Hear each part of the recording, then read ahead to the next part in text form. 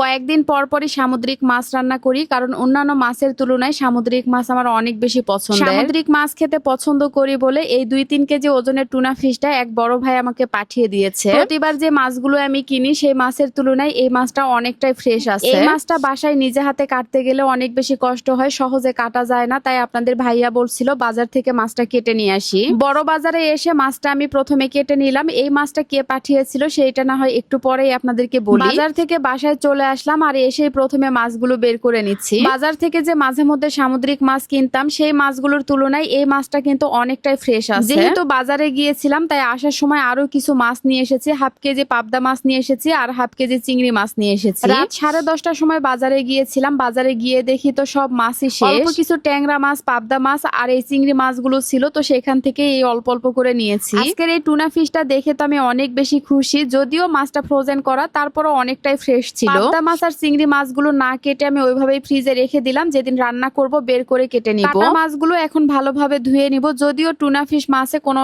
আঁশ থাকে না, দুই পাশে একটু আঁশ ছিল, সেগুলো কেটে নেওয়ার সময়ই ফেলে দিয়েছে। এই মাছে তেমন কাঁটাও থাকে না, শুধু মাংসই। মাছগুলো আমি 3টা প্যাকেট করে নিলাম। রাতে তো রান্না করা হবে না, তাই ফ্রিজে রেখে দিলাম। পরের দিন মাছগুলো রান্না করার জন্য ফ্রিজ থেকে বের করে ভিজিয়ে রাখলাম। এদিকে কিছু আদা, রসুন এবং পেঁয়াজ কেটে নিয়েছি। আজকে শিলপাটায় মশলা বেটে টাটকা মশলা দিয়ে রান্না করব। যেহেতু রান্না করে বড় ভাইকে পাঠাতে হবে, তাই আজকের রান্নাটা স্পেশাল ভাবেই করছি। আদা, রসুন এবং পেঁয়াজগুলো বেটে নেওয়া হয়ে গেল। এবার একটু সরিষা আর একটু তিল বেটে নিব। সরিষা এবং তিল দিয়ে আপনারা কখনো মাছ রান্না করে খেয়েছেন কিনা আমি জানি না, তবে সরিষা এবং তিল বাটা দিয়ে আপনারা যে কোনো মাছ যদি রান্না করেন খেতেও অনেক বেশি স্বাদ লাগে। আমি যতবার এভাবে রান্না করেছি পরবর্তীতে মনে হয় আবারও এভাবে রান্না করব। যাই হোক, কড়াইয়ের মধ্যে বেশি করে সরিষার তেল দিয়ে বাটা মশলাগুলো দিয়ে দিলাম। যেহেতু পেঁয়াজ বাটা দিয়েছি তাই এক্সট্রা করে পেঁয়াজ কুচি আর দেইনি। এরপরে গুঁড়া মশলাগুলো দিয়ে দিলাম, যেমন হলুদ গুঁড়া, মরিচ গুঁড়া, ধনিয়া গুঁড়া, জিরা গুঁড়া আর লবণ। এখন মশলাগুলো সময় ধরে কষিয়ে নিতে হবে, তাই পরিমাণ মতো পানি দিয়ে দিলাম মশলাগুলো কষানোর জন্য। এদিকে মাছের বরফও ছেড়ে গিয়েছে, তারপরে মাছগুলো ভালোভাবে ধুয়ে নিলাম। এই তো মশলা কষানো হয়ে গেল। যেহেতু সরিষা বাটা দেওয়া আছে তাই উপরে সুন্দর করে তেল ছেড়েছে। এবার আমি কষানো মশলার মধ্যে মাছগুলো দিয়ে দিলাম। এখন মশলার সাথে মাছগুলো আমি 3-4 মিনিট ধরে কষিয়ে নিব।